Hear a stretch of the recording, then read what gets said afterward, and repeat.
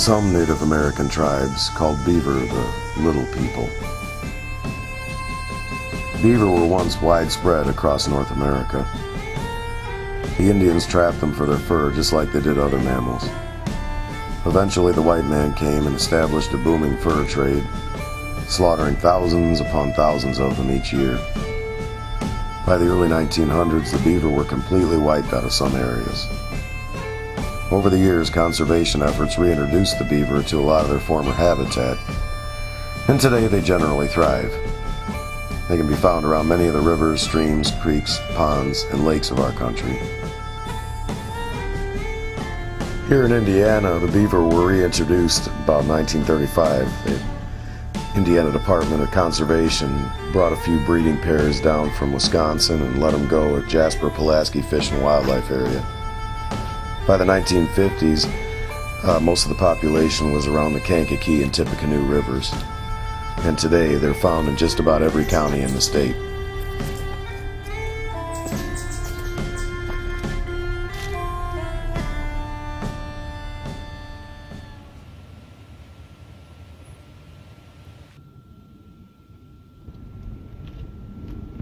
An adult beaver can get up to about 4 feet long, including an 8 to 12 inch tail, and they weigh on average about 40 to 60 pounds. They have really long incisors that sharpen themselves as the beaver gnaws on stumps and branches and bark. They live about 5 to 10 years.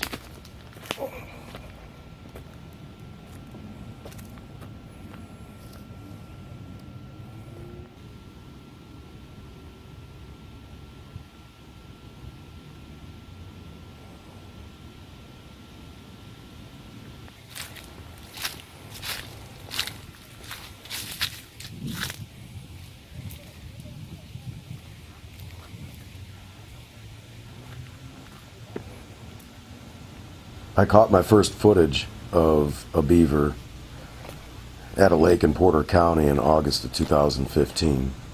I came across it by accident, and you're going to see that footage here in a minute.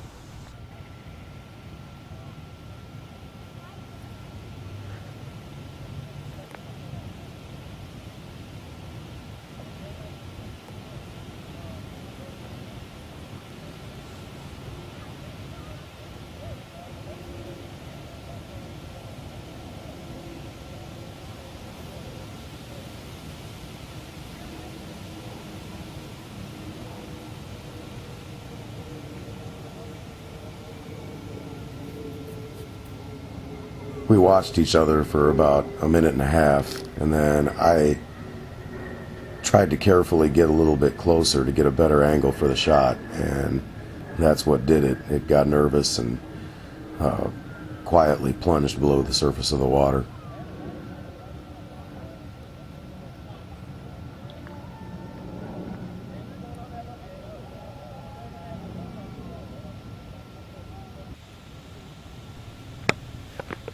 Nearly 2 years later, I had joined a volunteer group to go and dismantle a beaver dam in a preserve in Lake County.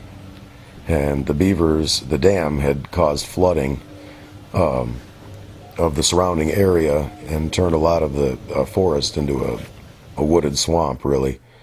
And there's a picture of it there. And the next footage you're going to see is from that area. But we took the dam apart piece by piece, and it was just amazing how intricate the construction of the dam was. And we found man-made objects in the dam. It was really interesting. There was a cemetery next to the dam, next to the swamp. And in fact, it was up on a hill, and it was eroding, and there were gravestones at the bottom of the hill. But I found a about 2.5 foot long candy cane wedged just right in with some of the other sticks and things used to make up the beaver dam. So it was pretty fascinating to see that they'll use man-made objects if they fit their purposes. But you can see here all the stumps, look at all of them, that have been used for construction by beavers. And I mean, it was a pretty sizable family living in this swamp. Unfortunately, the flooding issues had already reached the nearby roadway, and so the county stepped in and began to dismantle all the beaver construction in the area and trap the beaver. And there are better ways to deal with it than that, and that's what we had been attempting to do. But there's such a tainted culture in our modern society in the way that we deal with beaver. We can coexist with them. It just takes a little effort and a little ingenuity. Here's another property. This one is in Porter County. It's along the Little Calumet River, and you can see all the beaver stumps there too. Just there's a reason they call them busy beavers. I really like this one because this was fresh, this stump, and you can see the teeth marks from those really sharp incisors. There was a pile of bark shavings underneath it too. Here you see what's probably a beaver slide, where they actually take the pieces of wood they've cut down to the river, and it also provides easy access and a quick escape route into the river. This is back in Lake County, but that's a huge, pretty decent sized tree that was felled by beavers. Now here we're back, well, 3 years later, really, almost 3 years later. No, this was 3 years later. At the same lake in Porter County where I got my original beaver footage, and you can see the lodges that are here now. This is the same trail I walked, and there were beavers, but there were no obstructions on the trail. Now there are two pretty sizable beaver lodges. There's no real use for a beaver to dam up a lake. They can't really dam a lake up. And there you can see some more man-made objects, some pieces of cut wood that the beaver used for its lodge.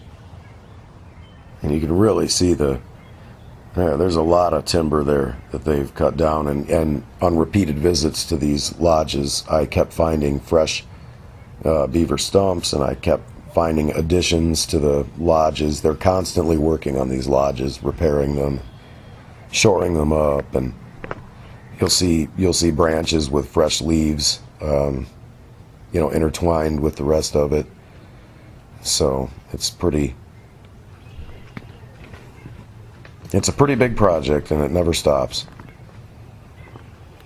And so I can just imagine them running along all these back trails here between the two lodges. And sometimes the adults will live in one lodge, and then when the mother has, let's see if I remember this right, you can really see some of the gnawed ends of these branches here, like that one, where they've gnawed them to cut them to size, just the right size that they want. A lot of different creatures live in beaver lodges along with the beavers, including mice, muskrat, frogs.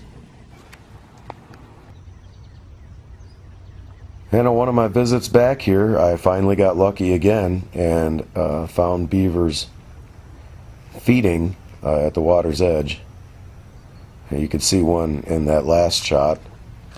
And then I was real careful here to sneak up on one that I found feeding on looked like some bark that was partially submerged. And it's really going to town. It's hard to tell the difference between, it's almost impossible to tell the difference between a male and a female beaver, unless the female is nursing her young. That's about the only time you can tell the difference.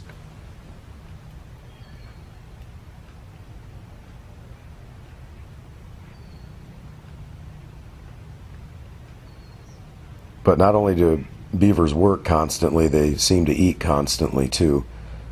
Most of their work is done at night, but this particular footage was captured in the evening before the sun went down. So you can sometimes get lucky and see them early in the morning or just before sunset. Once I saw one in the middle of the day in Lake County. We happened across one. Beavers will eat bark, roots, underwater vegetation, things like that. A lot of times they'll store their food, especially in winter. They'll store their food under the water so they can get to it, even if the water's frozen. They'll stick it down in the sand or the mud at the bottom of the pond or river or wherever they're at, and they'll come back to it and feed later. Here comes a smaller beaver. This might be one of the younger beaver in the family, but it just swam past. I don't think it noticed me at all. I'm usually pretty quiet and try to stay hidden anytime I go out, but especially when I'm trying to get something like beaver footage. But she's just, well, I don't know if it's a she. I keep assuming. Just cruising. And beavers swim about 5 miles an hour. And this one doesn't look like it's in a hurry, particularly. And they have, their hind feet are webbed. So that's a perfect adaptation for them to be able to swim and dive really well. And their hind feet also have, I think it's an extra toenail that, or a split toenail that they use for grooming their fur.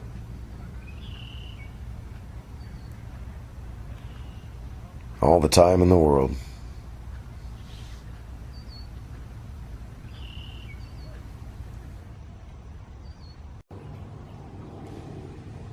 This is one of the most impressive, it's not a stump yet, but one of the most impressive trees that I've seen the beavers at this particular lake, same lake in Porter County, gnaw on. I came back at night to see if I could get some footage, and obviously the light wasn't great. But a great blue heron, you can see its reflection in the water. A great blue heron didn't even know I was there, and it landed in the branch right in front of me. Once it realized I was there, we had a little staring contest before it took off. And there's a view of the lake.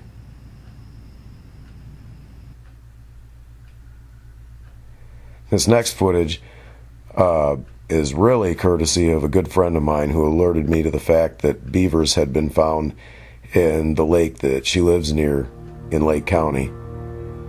And so I headed out there one day and, brought my camera along and had no trouble finding them. There they are, a family of 4. Beaver families usually consist of adults, 2 adults, and kits, which is what their young are called, and often yearlings, which are, just as the name suggests, they're a year or a little bit older, and they live with the family up to 2 years before they take off to breed and establish their own territory. So you have 2 generations, and the second generation with different ages, usually in the family. Look at that face.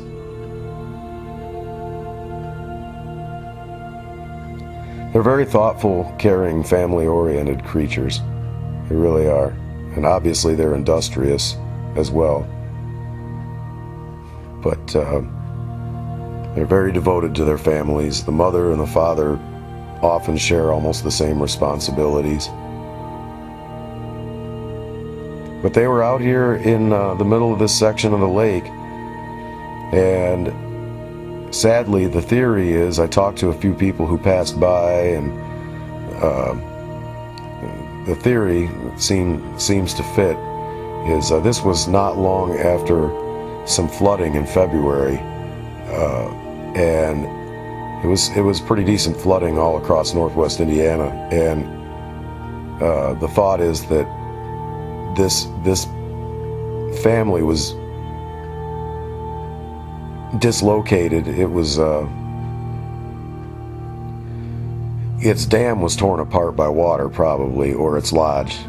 Probably it's a lodge. I don't know if what they're huddling on is part of a lodge or a dam, but it's definitely part of something they built, and it probably got washed out into the lake, and that's all they have left of it for now. So look at the large flat tail there, and you can also see the webbed hind feet, or at least one of them.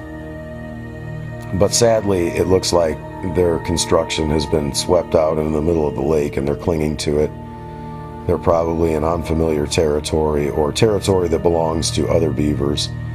So they're just biding their time, because you really wouldn't see them out like this during the day, especially so exposed, and when they should be sleeping. They should be sleeping underneath the surface of their lodge. So I was really worried about them, and I felt really bad. But the more I thought of it, beavers are so resourceful and industrious that I'm sure they were okay as long as nobody messed with them. They just needed time to regroup and get away from this area and establish a new territory somewhere else, or maybe go back to wherever got washed out that they came from and rebuild.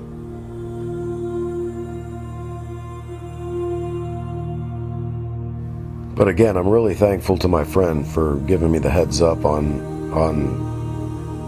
the location of this beaver family and letting me come out and see it. And as you can see, take a decent amount of footage and then share that footage with you guys. So thanks for watching.